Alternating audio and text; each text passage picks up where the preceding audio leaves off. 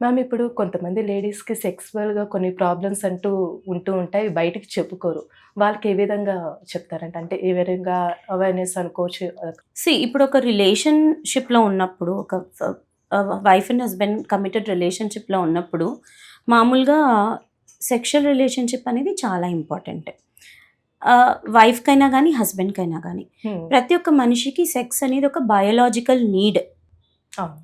చాలామంది ఆడవాళ్ళు ఏమనుకుంటారు, ఎస్పెషల్లీ పిల్లలు పుట్టినాక లేదా కెరియర్‌లో ఎక్కువ ఫోకస్ చేసిన తర్వాత వాళ్ళకి ఇది నాకు అనవసరము, దీని గురించి నేను ఆలోచించాల్సిన అవసరం లేదు అనే ఒక దీంట్లో ఉంటారు. దానికి తోడు ఎక్కువ స్ట్రెస్ ఉండడము, లేదా ఫిజికల్ ప్రాబ్లమ్స్ ఉండడము, ఒబెసిటీ రిలేటెడ్ కానీ, డయాబెటీస్ ఉండడం, ఇట్లా చాలా ప్రాబ్లమ్స్ ఉన్నప్పుడు వాళ్ళు ఈ సెక్షువల్ హెల్త్‌ని ఇగ్నోర్ చేస్తారు. హ్మ్. అట్లా ఇగ్నోర్ చేయడం వల్ల ఏమవుతుందంటే, వాళ్ళకి కాన్షియస్‌గా తెలియకపోవచ్చు. నాకేదో హ్మ్. ప్రాబ్లమ్ ఉంది, లేదా నేను దేంట్లోనో ఫ్రస్ట్రేషన్‌లో ఉన్నాను. అది తెలియకపోవచ్చు. హ్మ్. కానీ సబ్‌కాన్షియస్‌గా అది యాక్ట్ చేస్తుంది వాళ్ళకి.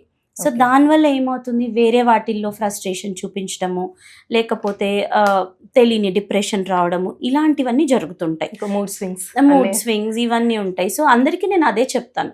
This is nothing wrong. This is a biological need. And డెఫినెట్‌గా the other partner, the male partner also wants that in a relationship కదా! హ్మ్. సో, అలాంటప్పుడు మీరు మీ హస్బెండ్‌తో అంత క్లోజ్‌గా లేనప్పుడు మాట్లాడడానికి come to a doctor in private. Hmm. మేము కాన్ఫిడెన్షియల్‌గా ఉంచుతాము. What are your problems? What are you facing? Mental ఇష్యూసా? లేకపోతే ఫిజికల్ ఇష్యూసా? దేనివల్ల మీరు దానికి దూరంగా ఉంటున్నారు? సో, అవన్నీ డిస్కస్ చేసి మెనోపాజ్ దగ్గరికి పడినప్పుడు కూడా మీకు సెక్షువల్ ఇంట్రెస్ట్ అనేది తగ్గిపోతుంది. So, okay. ఇలాంటి చాలా ఫ్యాక్టర్స్ ఉంటాయి. అవన్నీ డిస్కస్ చేసి we can give them a better life. Quality of లైఫ్‌ని ఇంప్రూవ్ చేయొచ్చు. మ్యామ్ ఇప్పుడు కొంతమందికి ప్రెగ్నెన్సీ అయిన లేడీస్‌కి షుగర్ అంటూ వస్తుంటుంది డయాబెటిస్ లాగా. అలా పిల్లలకి గూడా వచ్చే అవకాశం ఉందంటారా? సో, ఇప్పుడు మీరడిగిన క్వెషన్ అంటే జెస్టేషనల్ డయాబెటీస్ అంటాం మనం. హ్మ్. అంటే ప్రెగ్నెన్సీలో వచ్చే డయాబెటీస్‌ని జెస్టేషనల్ డయాబెటీస్ అంటాం. సో, ఇలాంటి వాళ్ళకేంటంటే మామూలుగా వాళ్ళకొచ్చిన వెంటనే పిల్లలకొస్తుందనేం లేదు. హ్మ్. కానీ ఇది ప్రెగ్నెన్సీలో వచ్చినప్పుడు పిల్లల్లో ఇమ్మీడియేట్‌గా పుట్టినప్పుడు కొన్ని ఎఫెక్ట్స్ చూపిస్తుంది. ఓకే. ఇన్ ద ప్రెగ్నెన్సీ ఉన్నప్పుడు కొన్ని ఎఫెక్ట్స్ చూపిస్తుంది. ఆ పిల్లలు పుట్టి పెరిగిన తర్వాత కొన్ని ఎఫెక్ట్స్ చూపిస్తుంది. ఇప్పుడు గర్భంలో ఉన్నప్పుడు మదర్‌కి డయాబెటీస్ వస్తే, హ్మ్. జెస్టేషనల్ డయాబెటీస్ వస్తే, ఆ బేబీ గ్రోత్ డెఫినిట్‌గా ఎఫెక్ట్ అవుతుంది. ఎయిదర్ ద హుహు. బేబీ చాలా వెయిట్ వచ్చేస్తది. 4 కేజెస్, 4.5 కేజెస్, 3.8 కేజెస్ అట్లా వచ్చేస్తుంది. మాక్రోజోమియా అంటాం. లేదా అసలు కంప్లీట్‌గా గ్రోతే పెరగదు. గ్రోత్ రిటార్డేషన్ అంటామనమాట. బరువు తక్కువ ఉండడము, 2 కేజెస్ ఉండడం అలా జరుగుతుంది. అదొకటి. ఇంకొకటేంటంటే ఉమ్మనీరు ఎక్కువైపోవడము, డెలివరీ టైంలో ప్రాబ్లమ్స్ రావడము, ఇవన్నీ జెస్టేషనల్ డయాబెటీస్‌లో జరుగుతాయి. ఇంతే కాకుండా షుగర్ మరీ ఎక్కువగా ఉంటే ఒక్కొక్కసారి అవయవాల లోపాలు కూడా వచ్చే అవకాశం ఉంటుంది. ఓకే. అంటే బేబీ హార్ట్ మీద ఎఫెక్ట్ పడడము, బేబీ హార్ట్‌లో హోల్స్ ఉండడము, తర్వాత హ్మ్. స్పైనల్ కార్డ్ ఎఫెక్ట్స్ రావడం, ఇవన్నీ జరుగుతాయి జెస్టేషనల్ డయాబెటీస్ ఉంటే. ఇది హ్మ్. కడుపులో బేబీ ఉన్నప్పుడు జరిగేది. డెలివరీ అయిన వెంటనే డయాబెటీస్ అయితే రాదు బేబీకి. యాక్చువల్‌గా చెప్పాలంటే షుగర్ తగ్గుతది. ఓకే. లో షుగర్ అయిపోతుంది మామూలుగా. సో, హ్మ్. లో షుగర్ ఎందుకవుతుంది? పొట్టలో ఉన్నప్పుడు హై షుగర్స్‌కి అలవాటు పడిన బేబీ మదర్ దగ్గర నుంచి డెలివరీ అయిన వెంటనే అంత షుగర్స్ రావు మనకు మిల్క్‌లో నుంచి. సో, దానివల్ల బేబీకి ఫుల్ హైపోగ్లైసీమియా రావడము, షుగర్ డ్రాప్ అయిపోవడము, హ్మ్. ఎలక్ట్రోలైట్స్ ఇంబాలెన్స్ రావడం ఇలాంటివి జరుగుతాయి. అది ఒక సైడ్. ఇంకా ఆ తర్వాత ఒకవేళ ఆ బేబీ పెరిగి పెద్దయినాక లైఫ్ స్టైల్ సరిగ్గా లేకపోతే ఎర్లీ ఆన్సెట్ డయాబెటిస్ అంటే 30 ఏళ్లకే, 25 ఏళ్లకే షుగర్ రావడం జరుగుతుంది. వెంటనే రాదు కానీ పెరిగి పెద్దయిన తర్వాత లైఫ్ స్టైల్ మంచిగా లేకపోతే మాత్రం వచ్చే డెఫినెట్‌గా ఛాన్స్ ఉంది. వచ్చే ఛాన్స్ చాలా ఉంటుంది. మనం ఈ మధ్య కాలంలో చూసుకున్నట్లయితే కొంతమంది ఎర్లీ ఏజ్‌లోనే పెళ్లి చేసుకోవడం. 23, 24, 25 అయితే సెక్సువల్ లైఫ్ అనేది తొందరగా స్టార్ట్ చేస్తూ ఉన్నారు. ఇది ఫ్యూచర్‌లో ఏమైనా ఎఫెక్ట్ అయ్యే ఛాన్స్ ఉందంటారా?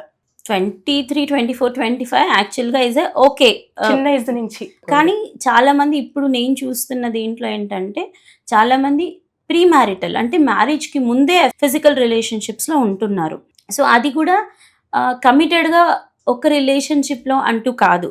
కాన్సెన్షుయల్ సెక్స్ అనేది ఒకటొచ్చిందిప్పుడు. అంటే ఆహ్, మల్టిపుల్ పార్ట్నర్స్ ఉండడము ఇలాంటివి హ్మ్. ఎక్కువ జరుగుతున్నాయి ఇప్పుడు. దీనివల్ల ఏమవుతుందంటే వాళ్ళకి first thing sexually transmitted diseases అంటే మనకి హ్యూమన్ పాపిలో వైరస్ హెచ్‌పివి అంటామనమాట. ఆ వైరస్ ఒకరి నుంచి ఒకరికి రావడము. దాని Okay. తర్వాత క్లెమీడియా, గొనోరియా ఇట్లాంటి కొన్ని సెక్షువల్లీ ట్రాన్స్మిటెడ్ డిసీజెస్ ఉంటాయన్నమాట. వెజైనల్ ఇన్ఫెక్షన్స్, వైట్ డిశ్చార్జ్ రావడము, సో ఇలాంటి ఇన్ఫెక్షన్స్ వస్తాయి వాళ్ళకు. అంతేకాకుండా అన్వాంటెడ్ ప్రెగ్నెన్సీస్ ఇప్పుడు ఎక్కువ చూస్తుండేది అదే. చాలామంది అన్వాంటెడ్ అవేర్నెస్ లేకపోవడం, కాంట్రసెప్షన్ మీద అవేర్నెస్ ఉండదు వాళ్ళకి. సో అంతవరకు తెలుసుకుంటారు బీటెక్ చదివిన అమ్మాయిలు అంతా అని బాగా చదువుకుని ఉంటారు. బట్ ఇక్కడికి వచ్చేటప్పటికి వాళ్ళకి అంత అవేర్నెస్ ఉండదు పాపం. సో తెలియకుండా 2-3 మంత్స్ ప్రెగ్నెన్సీ, ఒక్కొక్కసారి 5 మంత్స్ ప్రెగ్నెన్సీ అట్లా తెలియకుండా వస్తుంటారు అనమాట చాలామంది. సో అలాంటి వాళ్ళకి అదే చెప్తాం, ముందు అవేర్నెస్లో ఉండండి. మీరు కాంట్రసెప్షన్ అనేది డెఫినెట్గా వాడండి. ఇప్పుడు అది కరెక్టా తప్ప అనేది డిసిషన్ చేయడం ఇట్స్ నాట్ అవర్ జాబ్. ఇది కరెక్టా కాదా అని చెప్పలేము.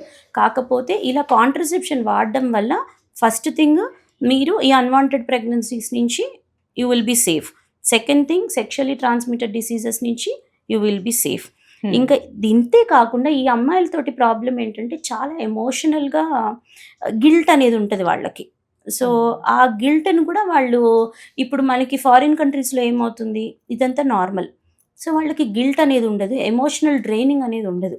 కానీ మన ఇండియాలో ఏంటి, ఈ లైఫ్ కావాలి కానీ సొసైటీ మాత్రం యాక్సెప్ట్ చేయదు. దానివల్ల ఏమవుతుంది, ఆడపిల్లల్లోనే మెయిన్గా అబ్బాయిలకి ఉండదు, తక్కువే ఉంటుంది కంపారిటివ్లీ. అమ్మాయిలకి ఏమవుతుంది, ఆ లైఫ్కి అలవాటు పెడతారు. బట్ కాకపోతే ఏంటంటే గిల్ట్ అనేది ఎక్కువైపోతుంది, మెంటల్ స్ట్రెస్ ఎక్కువైపోతుంది.